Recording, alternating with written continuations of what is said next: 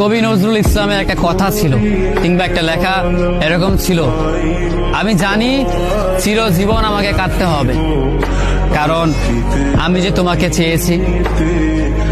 আসলেই আমি যে তাকে চেয়েছি এই জন্য আমাকে সারা জীবন কাটতে হবে, কারণ আমি তাকে কোনোদিন পাবো না, আর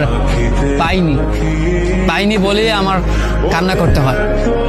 তাকে আমি প্রচন্ড ভালোবাসি বলেই আমার কান্নাটা আসে, তাকে আমি আমার করে পাইনি বলেই আমার কষ্টটা হয়।